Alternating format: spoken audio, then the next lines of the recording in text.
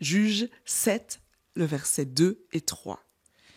L'Éternel dit à Gédéon, « Le peuple que tu as avec toi est trop nombreux pour que je livre ma dent entre ses mains. Il pourrait en tirer gloire contre moi et dire, c'est ma main qui m'a délivré. Publie donc ceci aux oreilles du peuple, que celui qui est craintif et qui a peur s'en retourne et s'éloigne de la montagne de Galaad. 22 000 personnes parmi le peuple s'en retournèrent, et il en resta 10 000.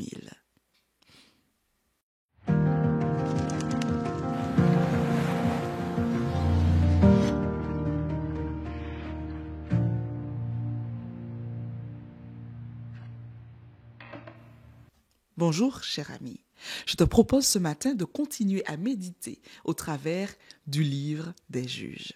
Lorsqu'il s'agit de prendre une décision ou de faire un choix, la peur est toujours mauvaise conseillère. En effet, elle amène l'individu à prendre des décisions différentes de celles qu'il aurait prises si la peur n'avait pas été dans l'équation. Les femmes, dit-on, sont plus souvent concernées par cet état de fait, car plus affectées par l'émotion.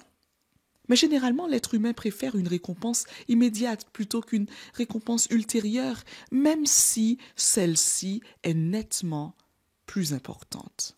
Et lorsque la récompense immédiate semble être teintée de peur, il préfère abdiquer. C'est ainsi qu'il se fait berner malheureusement et rate les bénédictions divines. Dieu, en fin psychologue, propose à Gédéon de se séparer des combattants dont la peur interagit sur le processus décisionnel. Une armée transie de peur ne peut être une ressource efficace pour faire face à ses assaillants. Je te laisse lire le contexte au chapitre 7. De la même manière, un chrétien qui sert Dieu uniquement motivé par la peur et non de bon cœur n'a pas les bonnes motivations et ne peut plaire à Dieu. Jésus répondit ce qui suit aux pharisiens et aux scribes qui vinrent l'interroger dans Matthieu 12, versets 7 et 9. « Hypocrite, Ésaïe a bien prophétisé sur vous quand il a dit « Ce peuple m'honore des lèvres, mais son cœur est éloigné de moi. C'est en vain qu'il m'honore, en enseignant des préceptes qui sont des commandements d'hommes. » Je te laisse donc avec cette question en ce matin. Qu'est-ce qui est à l'origine de ton expérience chrétienne ? La peur du jugement, la fin du monde ou l'amour authentique et sincère pour Dieu et son œuvre du salut en toi?